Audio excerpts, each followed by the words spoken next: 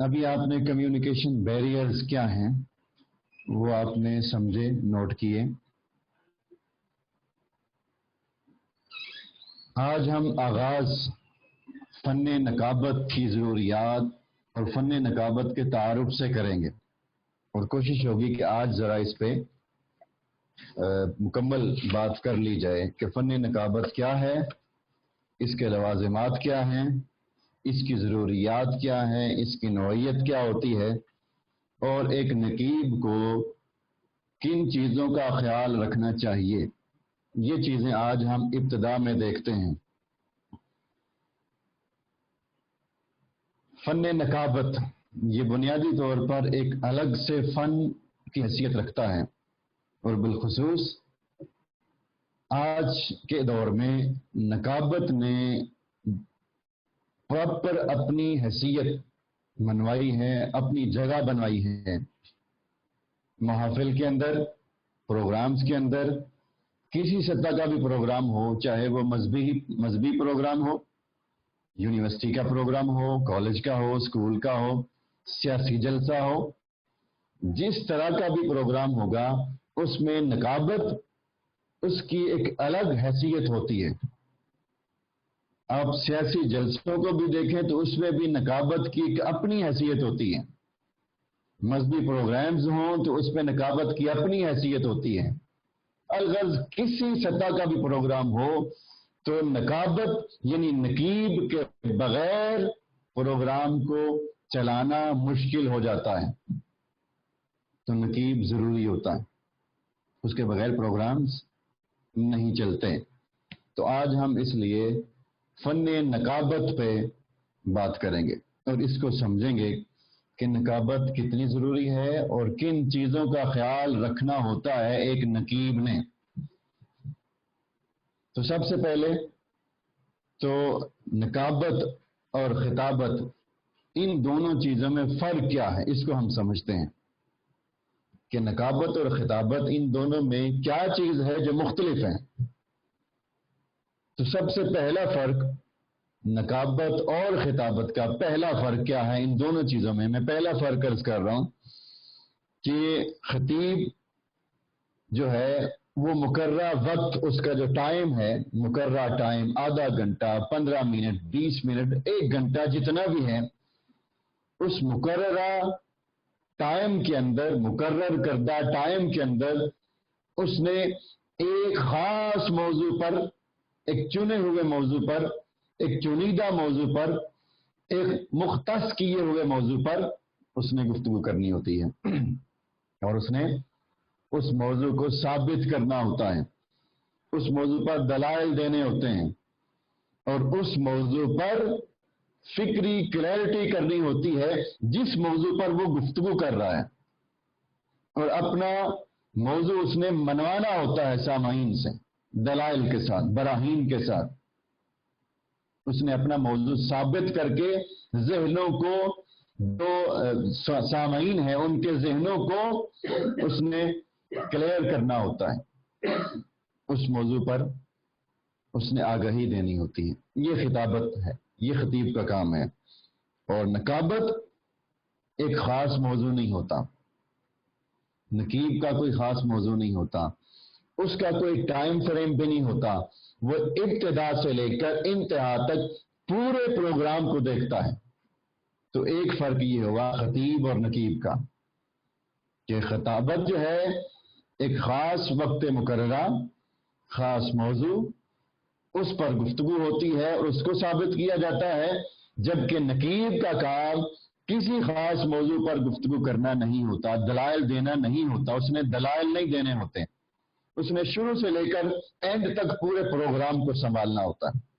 تو اس کا کوئی موضوع بھی نہیں ہوتا، اس نے کوئی دلائل بھی نہیں دینے ہوتے۔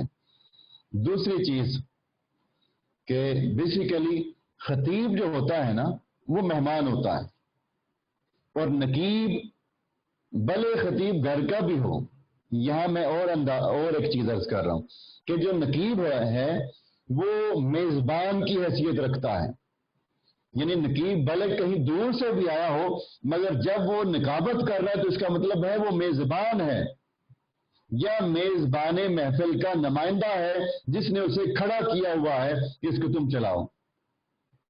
جیسے آپ عدالت میں اپنی جگہ اپنا وکیل کھڑا کر دیتے ہیں نا، یا نکاح کے موقع پر یا مختلف معاملات میں وکیل بنایا جاتا ہے نا کہ بھئی میری طرف سے تم یہ بات کرو.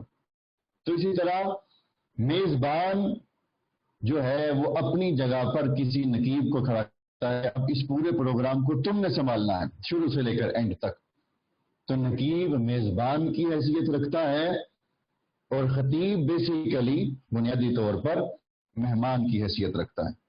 تو یہ دو چیزوں میں فرق ہوا خطابت اور نکابت کا. تیسرا ایک اور فرق، یہ چیزیں سمجھتے جائیں. تیسرا فرق خطابت اور نکابت کا کہ خطیب جو ہے اس کا کام یہ ہے کہ وہ تسلسل کے ساتھ ایک موضوع پہ چلتا چلا جائے، تسلسل کے ساتھ ادھر ادھر نہ ہٹے. اور جو نقیب ہے اس نے تسلسل سے نہیں چلنا ہوتا، اس نے وقفے سے آنا ہوتا. ایک شخص کو بلایا، دعوت دی، اس سے تلاوت کروائی، جب اس کی تلاوت مکمل ہوئی پھر نقیب آئے گا، پھر وہ پہلے کی تعریف کر دے گا، اگلے کو دعوت دے دے گا نعت کے لیے، پھر جب وہ چلا جائے گا وہ پھر آئے گا. اس کا کام اس طرح سے ہوتا ہے، وہ تسلسل سے نہیں کرتا، وہ وقفے سے جب ضرورت محسوس ہوتی ہے تو وہ آتا ہے. تو یہ یعنی اس کے ہاتھ میں لگام ہے، اس نے چلانا ہے پورے پروگرام کو. تو یہ نقیب اور خطیب کا فرق ہے. پھر خطیب کے لیے دلائل ہونے چاہیے، جیسے میں نے پہلے عرض کیا مدلل گفتگو ہو، یہ اس کے لیے لازم ہے کہ خطیب کی گفتگو مدلل ہو، جبکہ نقیب کی گفتگو مدلل نہیں ہوتی. اس کے لیے تو بھائی اشعار ہونے چاہیے، بس اشعار کا ذخیرہ ہونا چاہیے، بس اس کے پاس دلائل براہین ان چیزوں کی ضرورت نہیں ہوتی. تو یہ میں نے آپ کو ایک خطیب اور نقیب کا فرق عرض کیا. اب ہم آتے ہیں کہ نقیب کے لیے جو ضروری امور ہیں یہ بڑے خاص چیزیں ہیں. نقیب کو کن چیزوں کا خیال رکھنا چاہیے، اس کے لیے ضروری امور کون سے ہیں؟ تو سب سے پہلے تو نقیب جو ہے اس کے لیے ضروری یہ ہے کہ وہ کسی کی بے جا تعریف اور خوشامد نہ کرے. دیکھیں نا، ایک بندے کی وہ حیثیت ہی نہیں اور وہ اس کو دعوت دیتے ہوئے بے جا القابات جوڑتا چلا جائے، بھئی یہ بھی ہے یہ بھی ہے، حالانکہ وہ ویسا نہ ہو. تو خوشامد نہ کرے. اور آج کل خاص طور پہ محافل میں ہوتی ہی خوشامد ہے. لوگ اسی نقیب کو پسند کرتے ہیں جو خوشامد زیادہ کرتا ہے. تعریف کرنے سے منع نہیں کیا جا رہا، تعریف ضرور ہونی چاہیے اور تعریف حق ہوتا ہے مہمان کا، جس کو آپ بلا رہے ہیں اس کی تعریف کریں، اس کا حق ہے، مگر جتنی تعریف کے وہ لائق ہے اتنی کریں. تو خوشامد میں اور بے جا تعریف میں اور حقیقی تعریف میں فرق ہوتا ہے. تو اس چیز کو بھی سمجھنا ہوتا ہے. جتنی جس کے اندر صلاحیت ہے اس کا اسی طرح کا تعارف کروا دے، اس کا ویسے ہی تعارف کروا دے جیسا وہ ہے، اچھے الفاظ کے ساتھ. اس طرف ہم آگے چل کے آئیں گے کہ وہ الفاظ کس طرح کے استعمال کرنے چاہیے. پھر پروگرام کا امین ہوتا ہے نقیب، یہ اس کے لیے ضروری امور ہیں. وہ امانت دار ہے، امین ہے، وہ ذاتی پسند اور ناپسند کو نہیں دیکھے گا. ایسے نہ ہو کہ جس محفل میں وہ نقیب ہے کوئی ایسا شخص اس محفل میں آ جائے نعت پڑھنے والا یا خطاب کرنے والا جسے وہ ذاتی طور پہ پسند ہی نہیں کرتا. ایسا بھی ہوتا ہے، کئی جگہوں پہ ہمارے سامنے ہوا ہے. یہ جو باتیں آپ کے سامنے عرض کر رہے ہیں یہ ایسے نہیں کہ بس تھیوری آپ کو پڑھائی جا رہی ہے، یہ وہ ہیں جو مشاہدات ہیں، جو ہم نے دیکھے ہوئے ہیں کہ ایسا کئی دفعہ ہوتا ہے کہ ایک نقیب ہے، اسے کوئی شخص پسند نہیں ہوتا، یہ ان کے آپس میں کوئی تعلقات اچھے نہیں ہوتے نقیب اور خطیب کے. تو وہ اس کو جب دعوت دیتا ہے تو اترے ہوئے چہرے سے دعوت دیتا ہے، اس کی تعریف کرتے ہوئے اس کی زبان لڑکھڑاتی ہے، اس کا تعارف اچھی طرح سے نہیں کرواتا. تو یہ بھی غلط ہے. نقیب امین ہے اس پوری محفل کا، اے مہمان اس کو وہ حق ملے، اس کو وہ حق دے. کسی کو ایسے اٹھا دینا اور دوسرے کے ساتھ اچھی نہیں بنتی تو اس کی تعریف ہی نہ کرنا، تو یہ پھر امانت میں خیانت ہوگی، کیونکہ اسے پروگرام کی اس کے ہاتھ میں ڈور دی ہوئی، اس کے ہاتھ میں لگام ہے، نقب ہے، اس نے پروگرام کو چلانا ہے. تو یہ بھی ہے کہ وہ امین ہو. جیسے میں نے عرض کیا کہ پسند اور ناپسند کو بالائے طاق رکھے، اس سے ہٹ کر ہو، اس کے سامنے یہ نہ ہو یہ مجھے پسند ہے یہ پسند نہیں، وہ جیسا اس کے سامنے بندہ ہے اس کو ویسے ہی اس کا تعارف کروائے. تو ذاتی پسند اور ناپسند یہ کسی نقیب کو زیب نہیں دیتی. لوگ ایسا کرتے ہیں، بہت سارے لوگ ایسا کرتے ہیں، وہ ذاتی پسند اور ناپسند کو دیکھتے ہیں اور ہم حیران ہو جاتے ہیں. اور پھر بے جا تعریف کئی لوگوں کی ایسی کرتے ہیں، خوشامد کرتے ہیں کہ بندہ کہتا ہے کہ یہ کر کیا رہا ہے. ہماری شہر اعتکاف میں ہماری آنکھوں کے سامنے یہ ہوا کہ ایک نقیب صاحب، بڑا نام ہے ان کا ملک میں، وہ بن بلائے تشریف لائے. چونکہ مرکز ہے ہر کوئی آ سکتا ہے، کسی کو منع تو نہیں کیا جاتا. وہ بن بلائے آئے. جب بن بلائے آئے تو انہوں نے آ کے ہمارے جو اسٹیج سیکرٹری تھے جو کنڈکٹ کر رہے تھے ان کو آ کر انہوں نے کہا جی میں حاضری دینا چاہتا ہوں، مجھے تھوڑا سا ٹائم دیں، کیونکہ ان کا نام ہے نقابت میں، بڑا نام ہے، تو ان کو منع تو نہیں کیا جا سکتا تھا. ان کو ٹائم دے دیے. اب جب وہ آئے، حالانکہ وہ ریکویسٹ کر کے آئے تھے کہ مجھے موقع دیں، مگر جب وہ کھڑے ہوئے ڈائس پہ تو ان کا انداز بڑا عجیب تھا، خوشامد والا تھا. ایسے لگ رہا تھا کہ جیسے اس بندے کو سمجھایا ہے کہ اس طرح سے بولو. تعریف کرنے کا بھی طریقہ ہوتا ہے. تو مجھے اچھی طرح یاد ہے ڈاکٹر حسن صاحب جو حضور شیخ الاسلام کے بڑے صاحبزادے ہیں، انہوں نے پیغام بھیجا. انہوں نے کہا کہ ان کو روک دیں اور نیکسٹ ان کو باری نہ دیں، ان کو اب موقع اس کے بعد نہ دیں، بس انہوں نے لے لی ہے باری، اب روک دیں، یہیں پہ روک دیں.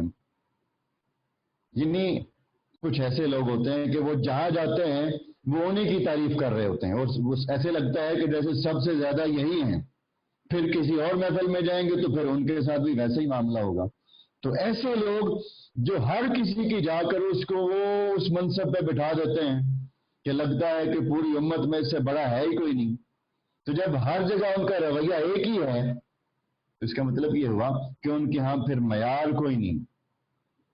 ان کے ہاں معیار صرف یہ ہے کہ میں اس کو بس اٹھا دوں اور بدلے میں وہ جو لینا ہوتا ہے وہ آپ سمجھتے ہیں کیا لیتے ہیں، تو وہ روک دیے. یعنی میں وہ چیزیں آپ کے سامنے عرض کروں کہ جو معاشرے کے اندر ہوتی ہیں. پھر اس کے پاس شیڈول تیار ہونا چاہیے. سب سے امپورٹنٹ چیز ہے کہ وہ شیڈول لے کے بیٹھے کہ بھئی مجھے بتا دیں کتنے مہمان ہیں، ٹائم کتنا ہے. اچھا نقیب وہ ہے جو ٹائم کے اندر پروگرام کو کلوز کر لے، وہی ہے اچھا. اور جس سے پروگرام آگے نکل جائے اور کنٹرول نہ ہو پائے وہ اچھا نقیب نہیں ہو سکتا، وہ اچھا نقیب نہیں ہو سکتا. میں نے عرض کیا تھا کہ مینار پاکستان پہ پوری رات کی محفل ہوتی ہے مگر ایک ایک منٹ وہاں گنا ہوا ہوتا ہے، پتہ ہوتا ہے کہ ایک منٹ کہاں صرف کرنا ہے، کہاں لگانا. ایک منٹ بھی ہم ادھر ادھر نہیں جانے دیتے پوری رات کی محفل میں، کیونکہ انٹرنیشنل لیول کا پروگرام ہوتا ہے اور کئی دفعہ مسائل ہوتے ہیں تو اس کا اثر پھر کسی نہ کسی پہ جا کے پڑتا ہے. کسی کا خطاب کم کروانا پڑتا ہے اور کسی کی نعت کم کرنی پڑتی ہے، الغرض یہ کرنا پڑتا ہے تاکہ پروگرام اپنے وقت میں مکمل ہو جائے. تو یہ ہے کہ اس کے پاس شیڈول تیار ہو، اسے پتہ ہو کتنے لوگوں کو بلانا ہے اور کتنے کتنے ٹائم کے لیے بلانا ہے. یہ بھی نقیب کا کام ہے، یہ بھی اس کے پاس پہلے سے اس کا ذہن بنا ہو. اور پھر وہ مناسب وقت دیکھے کہ کب میں نے میسج دینا ہے، پیغام بھی دے مگر وقت دیکھ کر محفل کا ماحول دیکھے کہ کہاں مجھے کیا بات کرنی چاہیے، وہ اس کے مطابق بات کرے. یہ بھی نقیب کے لیے ضروری ہے کہ وہ ساتھ ساتھ میسج بھی دے، صرف شعر یا پڑھتا جائے، تو درمیان میں میسج بھی دے مگر وہ مناسب وقت پر دے کہ جہاں اس کی بات نے اثر کرنا ہو.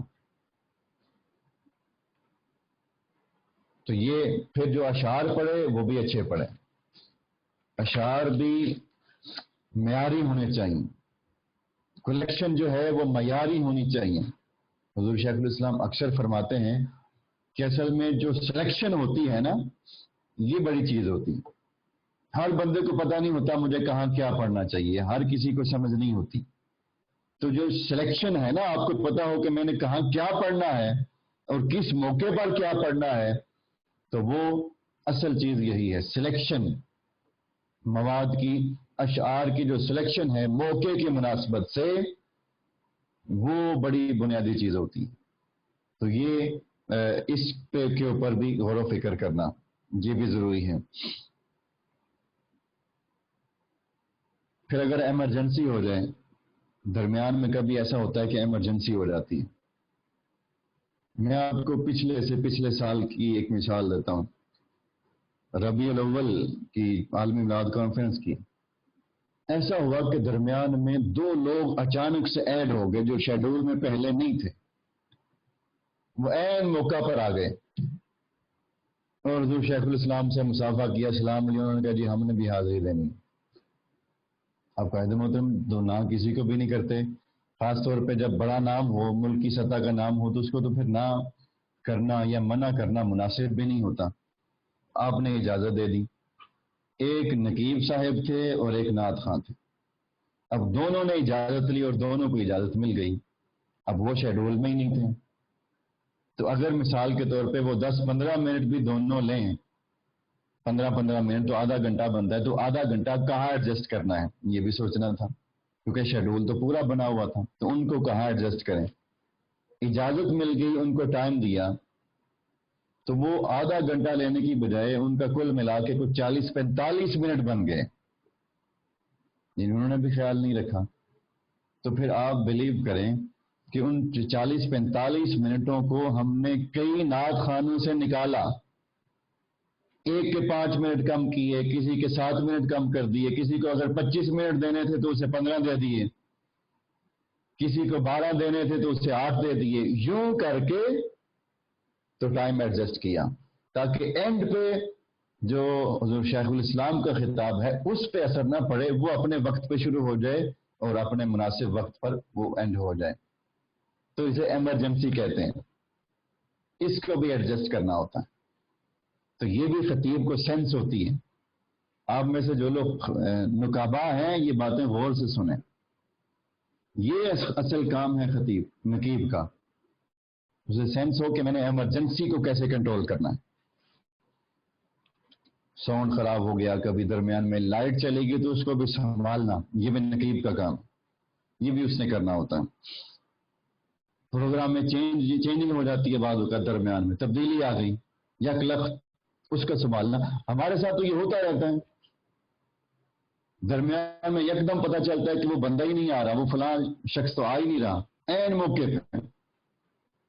موقع پہ پتہ چلتا ہے کہ وہ جو مین نعت خواں تھا وہ نہیں آ رہا، جی کوئی مسئلہ ہو گیا۔ اب اس کو ایڈجسٹ کرنا ہے، اس کو کیسے کرنا ہے کہ لوگ پریشان بھی نہ ہوں اور ان کو مطمئن بھی کریں اور محفل بھی خراب نہ ہو۔ تو یہ ساری چیزیں جو ہیں ان کا خیال رکھنا ہوتا ہے۔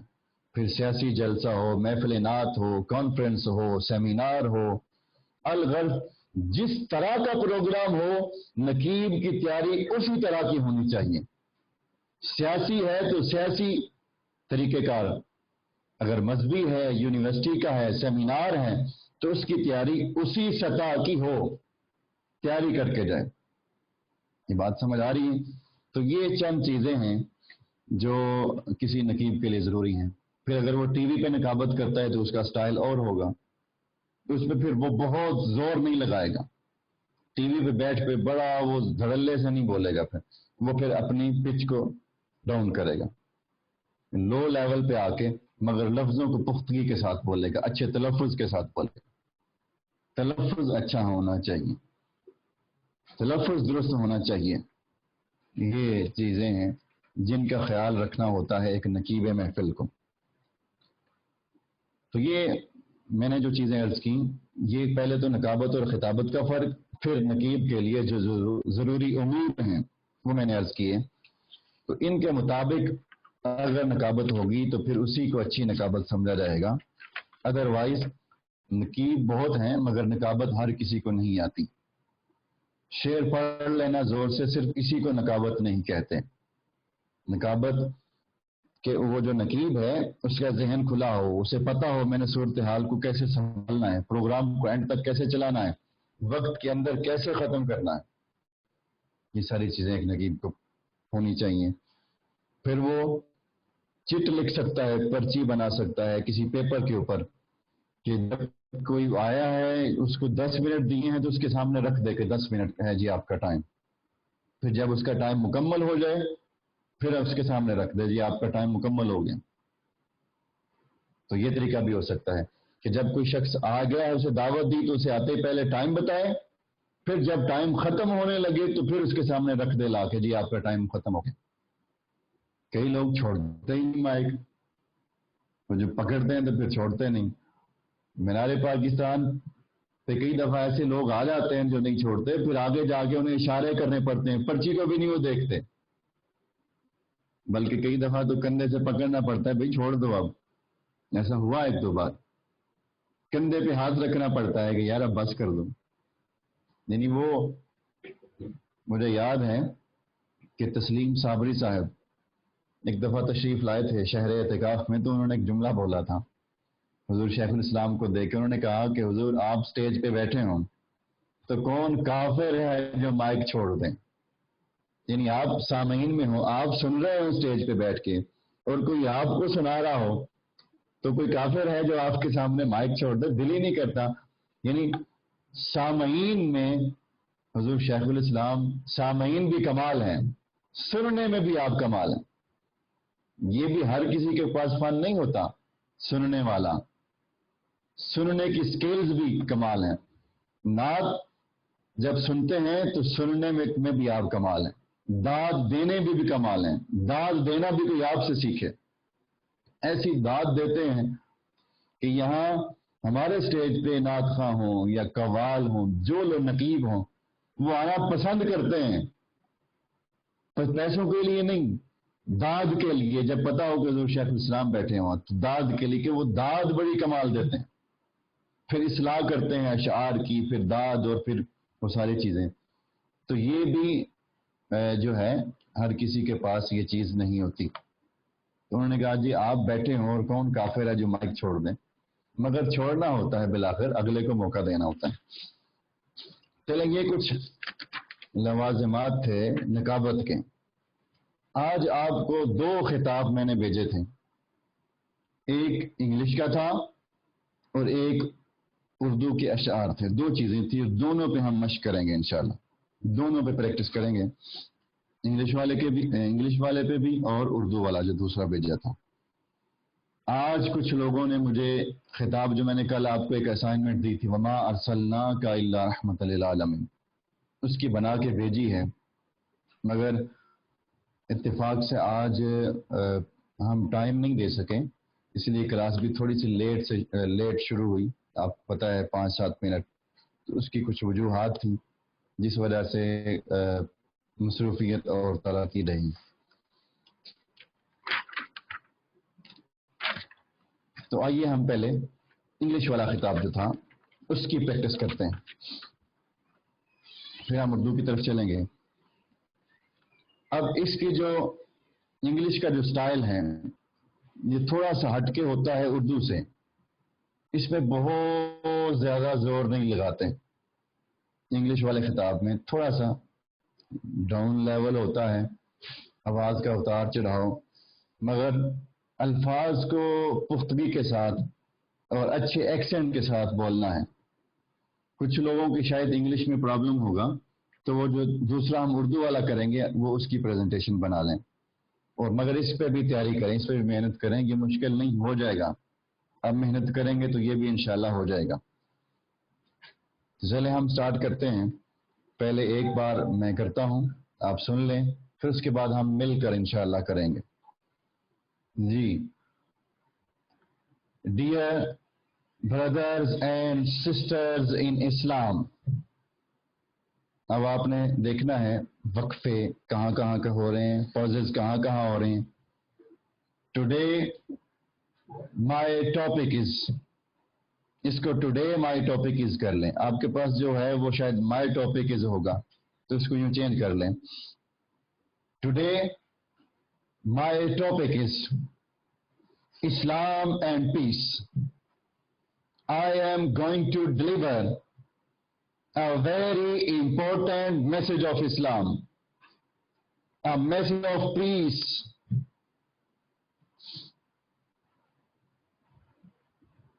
जी, मैं दोबारा से इस लाइन को स्टार्ट कर रहा हूं।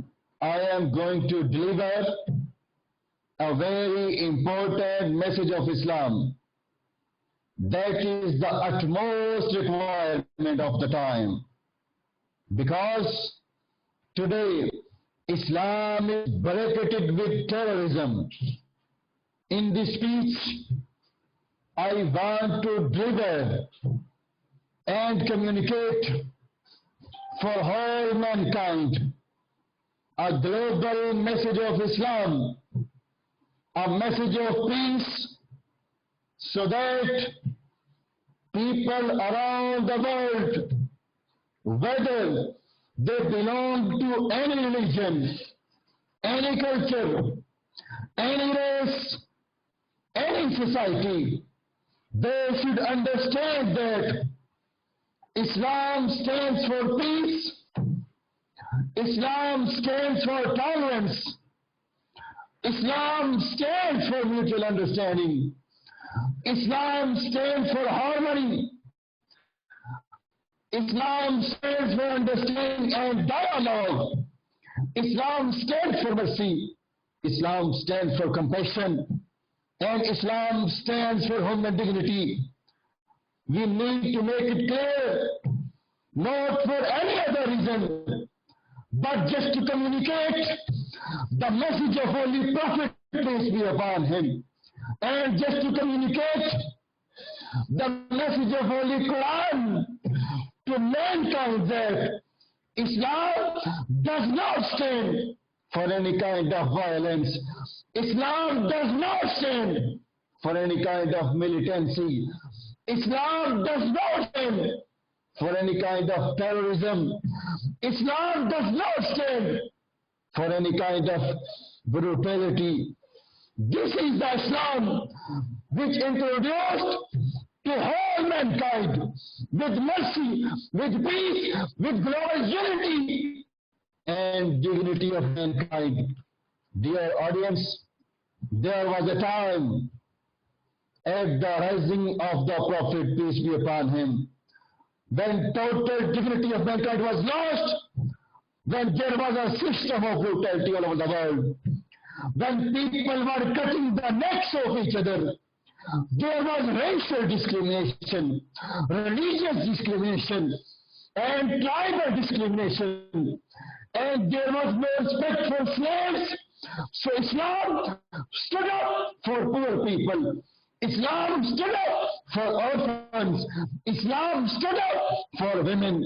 Islam stood up for children, and it gave respect and dignity to all mankind, irrespective of their religion, irrespective of their culture, irrespective of their race. In the end, I am going to conclude my speech with these words, that Islam is a name of peace, Islam is a name of social justice, Islam is a name to bring happiness to the withered faces. So we need to spread true teachings of Islam. Thanks. तो ये बड़ा ज़बरदस्त English का मुख्तसर सा खिताब है।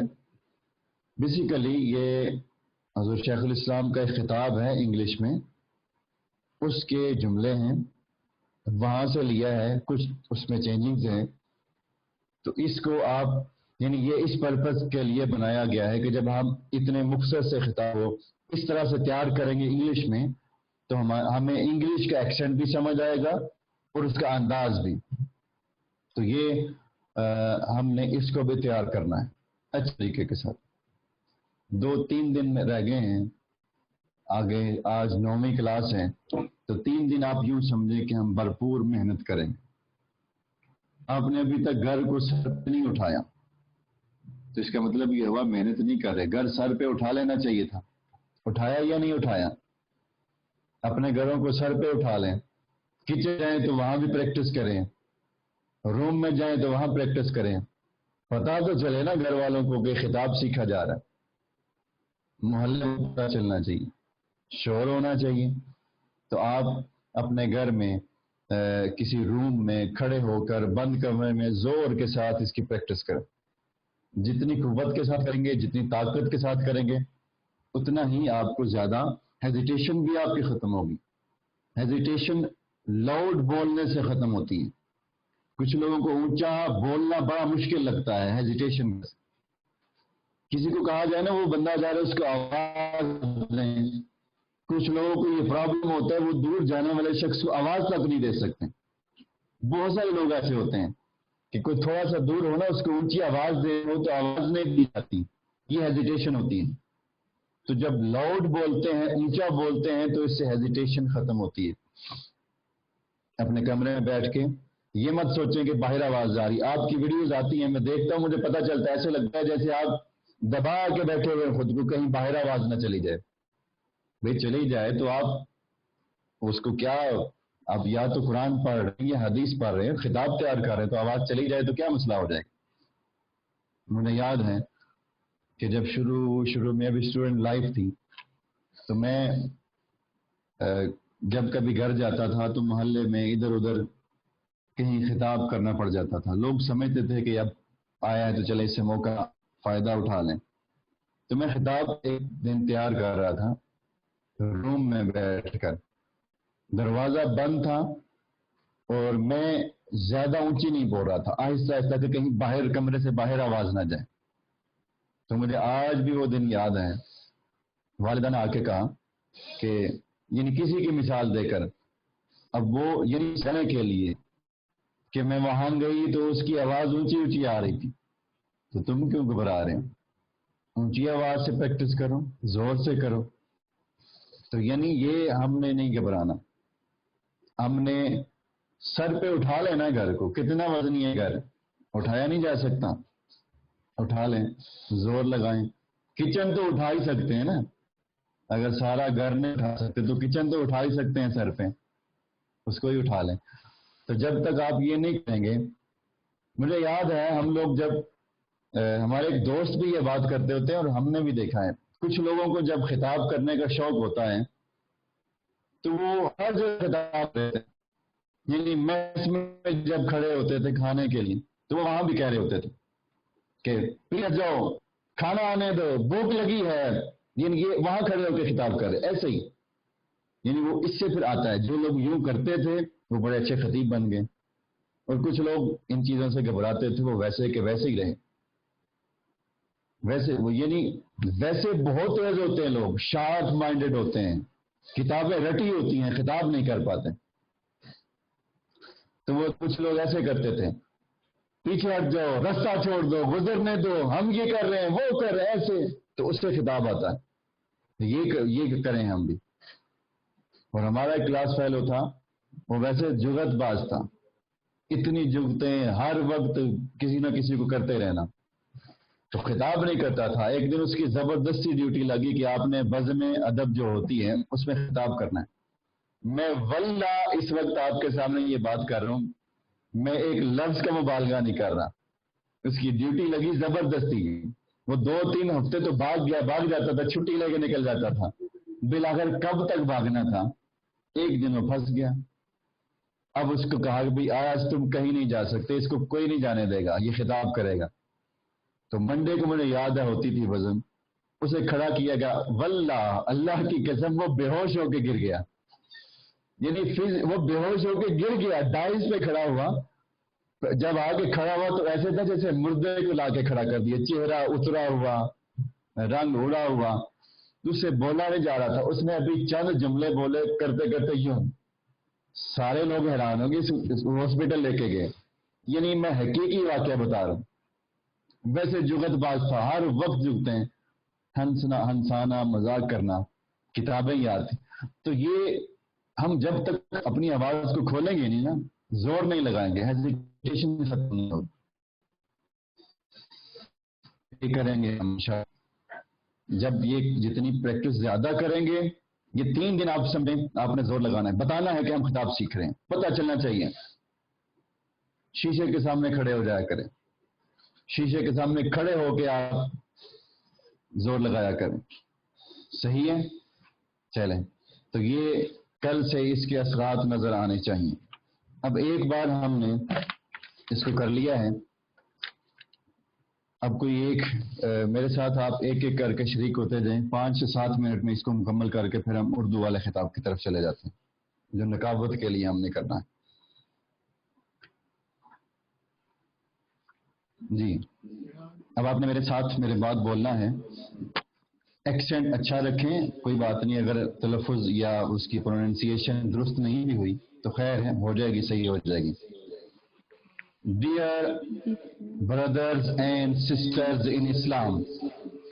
Dear brothers and sisters in Islam. Today my topic is Islam and peace. Islam and peace. I am going to deliver a very important message of Islam. A very important message of Islam. That is the utmost requirement of the time. That is the utmost requirement of the time. Because speed نہیں لگائیں گے، آہستہ آہستہ بولیں گے. Today Islam is bracketed with terrorism. Today Islam is bracketed with terrorism. In this speech, I want to deliver and communicate for whole mankind a global message of Islam. A global message of Islam. لفظ اسلام کو جیسے میں بول رہا ہوں ویسے بولیں. میں پھر سنیں میں نے کیسے بولا. A global message of Islam. A global message of Islam. A message of peace. A message of peace. So that people around the world, whether they belong to any religion. Speed زیادہ مجھے فیل ہو رہی ہے آپ کی، تھوڑا سلو کریں، speed کم کریں، آہستہ بولیں، ذرا آواز کو اوپر اٹھائیں.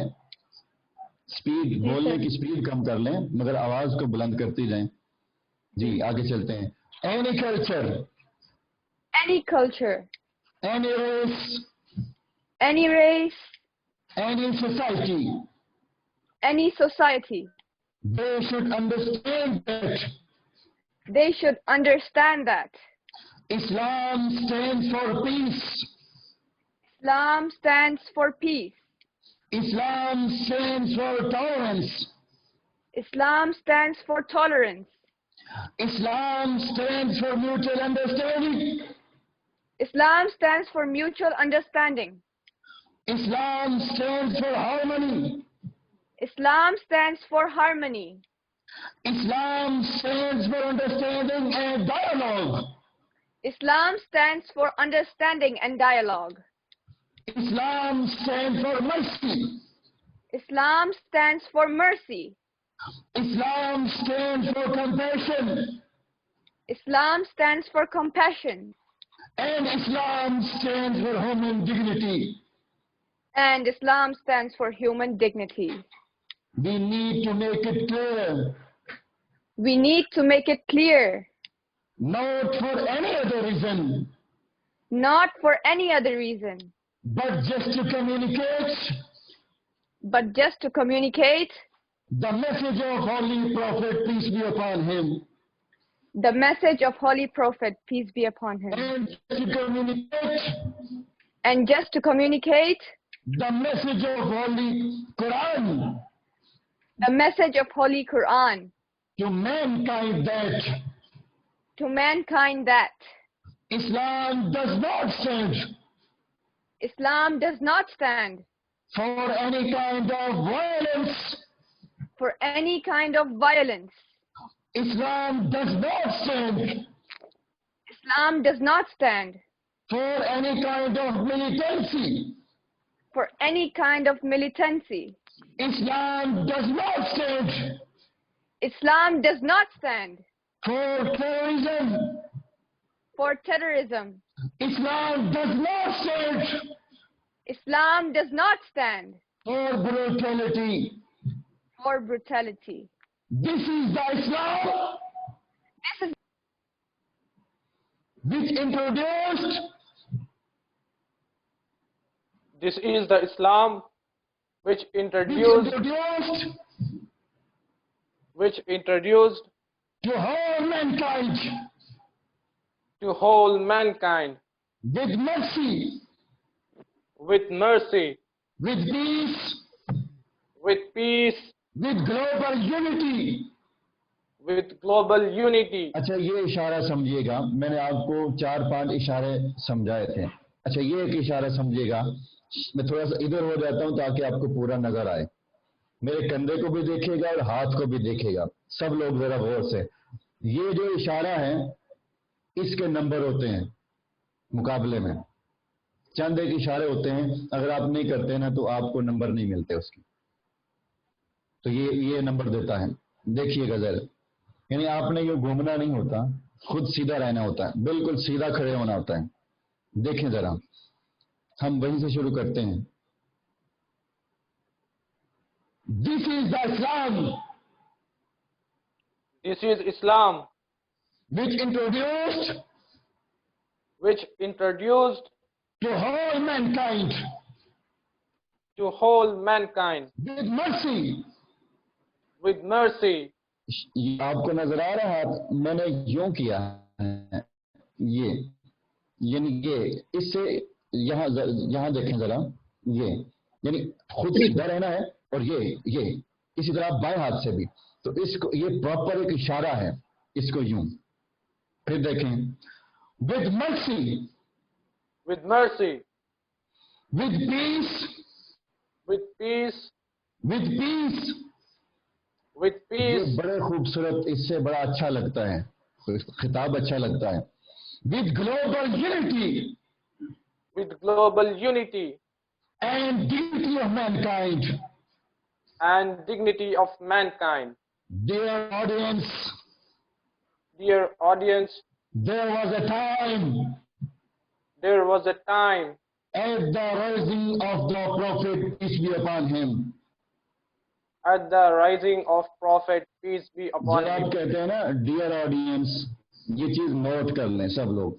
जब आप कहते हैं डियर ऑडियंस इंग्लिश में, या उर्दू में आप कहते हैं जनाब आली, या आप कहते हैं जनाब सदर, इस तरह के लफ्ज जब आप बोलते हैं तो याद रखें, उसके बाद जो जुमले, एक दो जुमला होता है ना, आपने आवाज को डाउन कर लेना होता है, आवाज को नीचे ले आना होता है। हम पहले कहाँ थे, जो ही डियर ऑडियंस कहा, आवाज डाउन कर दी।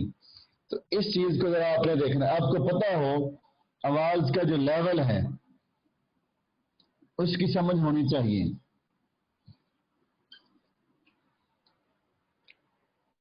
जिसे हम वेवलेंथ कहते हैं, फ्रीक्वेंसी कहते हैं, तो ये आपने इस चीज को मेहनत करनी है। जब आपने डियर ऑडियंस कहा, या जनाब आली कहा, या जनाब सदर कहा, तो आवाज नीचे ले आए। मैं फिर एक जुमला पीछे से आता हूं ताकि आपको ये चीज फिर समझ आ जाए। फिर हम दिस इज द इस्लाम से शुरू करते हैं ताकि वो जुमला जो मैं समझाना चाह रहा हूं आपको समझ आ जाए। जी, this is the Islam This is the Islam which introduced to whole mankind to whole mankind with mercy, with mercy, with peace, with peace, with global unity with global unity and dignity of mankind. and dignity of mankind. आवाज उठाई हुई थी, अब आते हैं। Dear audience, Dear audience, there was a time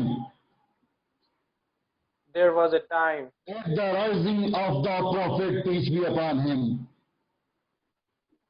at the rising of Prophet, peace be upon him, when total dignity of mankind was lost, when total dignity of mankind was lost, when there was a system of brutality all over the world, when there was a system of brutality of over the world, when people were cutting the necks of each other, when people were cutting the necks of each other. ठीक है, बहुत खूब, कोई मसला नहीं, ज़ाहिर है पहली बार कर रहे हैं तो प्रॉब्लम आ जाएगा, कोई इशू नहीं, परेशान नहीं होना. There was racial discrimination. There was discrimination. Racial discrimination. Racial discrimination. Religious discrimination. Religious discrimination. And tribal discrimination. And tribal discrimination. And there was no respect for slaves. And there was no respect for slaves.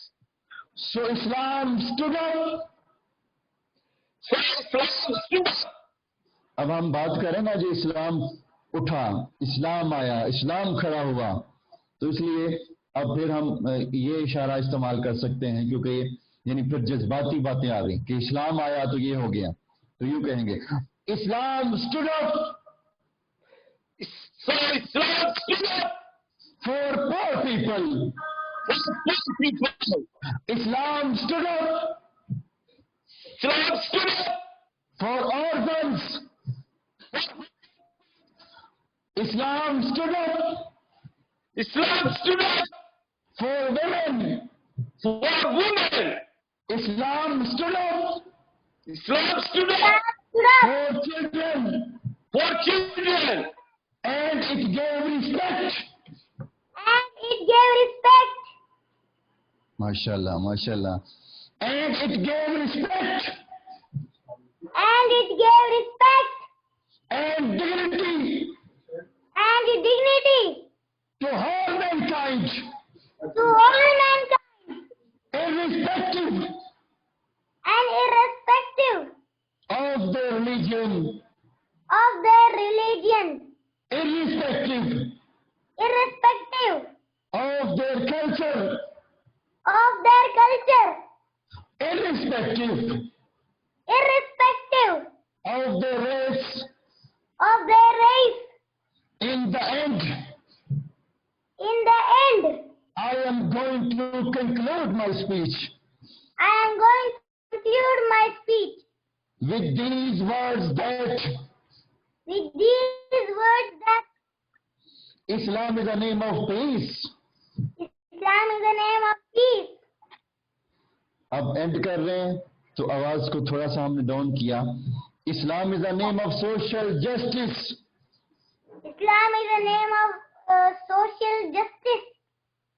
Islam is a name to bring happiness. To the withered faces. So we need to spread true teachings of Islam.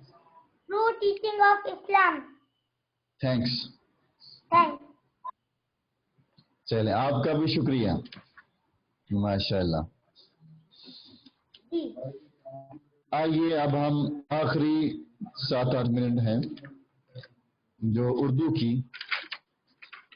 Urdu का कलाम send किया था आपको, उसको देख लेते हैं. ये यूं समझे निकाबत का स्टाइल होगा, तो जिन लोगों को थोड़ा प्रॉब्लम है ना इंग्लिश में, कोशिश तो करें सब, अगर नहीं होगा तो फिर ये कर सकते हैं आप उर्दू में. चलें, अब फिर हमने जोर लगाना है क्योंकि ये उर्दू का है और निकाबत का स्टाइल है. शुरू करते हैं. मुझे आप गौर से देखिएगा, मैं शुरू करूंगा. अपने करम से खालिक ने, अर्ज़ो समा के मालिक ने, جسے کریا کریا پھیلایا وہ نور محمد کہلایا، انجم جس سے چمکے ہیں ستارے جس سے دمکے ہیں، شمس و قمر جس کا سایہ وہ نور محمد کہلایا، جو گلشن گلشن مہکا ہے، جو کریا کریا پھیلا ہے، جو پربت پربت ہے چھایا وہ نور محمد کہلایا۔ اچھا، اس طرح کا جو کلام ہوتا ہے نا، اس کی ایک چیز سمجھ لیں، جس میں 4 بند ہوتے ہیں، 4 کالم ہوتے ہیں۔ اس کا طریقہ کار کیا ہوتا ہے؟ جو 4 کالم کا کلام ہوتا ہے نکابت میں، آپ نے کرنا یہ ہوتا ہے کہ جو تیسرا ہوتا ہے نا کالم، اس پہ زور دینا ہوتا ہے، اس کو اٹھا کے اور چوتھے کو پھر پہلے والے کے لیول پہ پڑھنا ہوتا ہے۔ جو تیسرے نمبر پہ ہے نا، تیسرے نمبر پہ آپ دیکھ رہے ہوں گے، اس کو اٹھانا ہے، اس پہ زور لگانا ہے۔ جی اب دیکھیے گا، اس پہ زور لگائیں گے۔ جس نے تاج نرالی سے اپنے رتبہ عالی سے شمس و قمر کو شرمایا وہ نور محمد کہلایا، ظلم کا بندھن جس نے توڑا حق کا دامن جس نے جوڑا، باطل جس سے گھبرایا وہ نور محمد کہلایا۔ اب کام محبت کر دے گی، سب جان محبت بڑھ دے گی، الفت کا جو سرمایا وہ نور محمد کہلایا۔ مقدر سے اور قسمت سے نور کے نوری جنت سے آنکھ سے برتن برپایا وہ نور محمد کہلایا۔ رخسار منور تارے ہیں وہ ابرو بہت ہی پیارے ہیں، چہرہ جس کا نکھرایا وہ نور محمد کہلایا۔ آگے ایک شعر ہے، انجم میں ذوق نہ شمس و قمر کا ظہور تھا، انجم میں ذوق نہ شمس و قمر کا ظہور تھا، آنکھیں بھی جب نہ تھیں تو محمد کا نور تھا، آنکھیں بھی جب نہ تھیں تو محمد کا نور تھا صلی اللہ علیہ وآلہ وسلم۔ تو یہ بہت شاندار ہم تیار کر سکتے ہیں، اس کو تیار کریں۔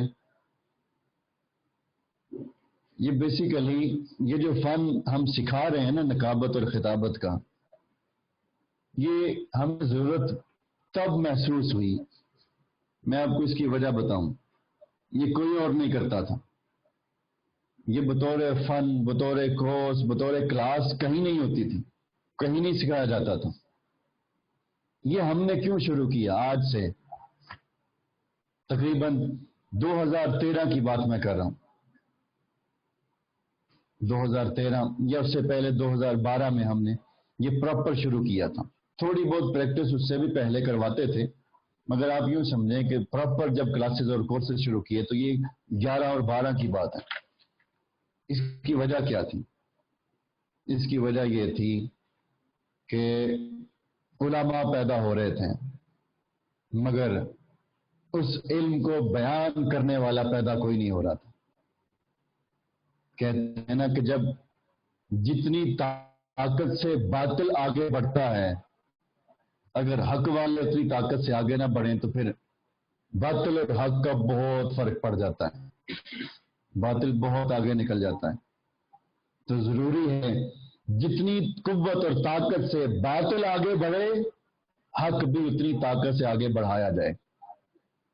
تو یہ ضرورت سمجھی تھی کہ ہم یہ پورا ایک کورس بنائیں تاکہ ہم لوگوں کو بولنا سکھائیں، نہ صرف علماء کو، امت مسلمہ کی جو نوجوان نسل ہے ان کو بھی، بچوں میں اعتماد آئے، جو دینی طبقہ ہے، دوسرے لوگ وہ جو ٹیلی ویژن پہ بیٹھے ہیں جو شوبز انڈسٹری اب یا جو بھی اسے کہیں جن کا قبضہ ہے میڈیا پہ، ان کو تو ہیزیٹیشن ہے ہی نہیں بھائی، وہ تو دن رات آپ کو ایکٹنگ کر کے دکھاتے ہیں، انہیں تو پریشانی کوئی نہیں تھی۔ پھر وہ طبقہ بچتا تھا جو دیندار تھا یا جو دین کے ساتھ کنیکٹ تھا، تو ضروری تھا کہ انہیں بھی اعتماد دیا جائے، انہیں بھی آگے لایا جائے۔ تو پھر یہ اس پہ محنت کی، اس پہ غور و فکر کی، یہ حضور شیخ الاسلام کا فیض ہے۔ آج ہمیں فخر ہے، آج ہم یہ بات فخر سے کرتے ہیں کہ ہمارے پاس اس کلاس میں بھی ہیں علماء، مگر پورے پاکستان کے جتنے بڑے بڑے مدارس دینیہ ہیں وہ بحمدہ تعالی علماء ہوں، اساتذہ ہوں، وہ فن خطابت سیکھنے کے لیے تحریک منہاج القران کے مرکز پہ آتے ہیں، تحریک منہاج القران کے پاس آتے ہیں، بڑے بڑے نامور ادارے۔ یہ اس لیے کہ یہ اس کی ضرورت محسوس ہوئی، تحریک منہاج القران نے محسوس کیا کہ اس طرف نکلا جائے، امت مسلمہ کے نوجوانوں کو اعتماد دیا جائے، بولنے کا فن دیا جائے، تاکہ جیسے باطل بڑھ رہا ہے حق بھی اسی طرح آگے جائے، حق بھی آگے بڑھے۔ تو یہ اسی سے معاشرے تبدیل ہوتے ہیں، اسی سے تبدیلی آتی ہے، اسی سے لوگوں کا جو انداز فکر ہے وہ بدلتا ہے، پھر آپ اپنا معافی ضمیر بیان کر سکتے ہیں۔ تو یہ چیزیں آپ اچھی طرح سمجھیں۔ تو جب ہم خود سیکھ لیں گے، سمجھ لیں گے، تو پھر یقیناً ہم سے اور کئی لوگوں کو فائدہ پہنچے گا۔ تو میں نے یہ آپ کو اس کا بیک گراؤنڈ سمجھایا کہ یہ کیوں ہم نے شروع کیا تھا۔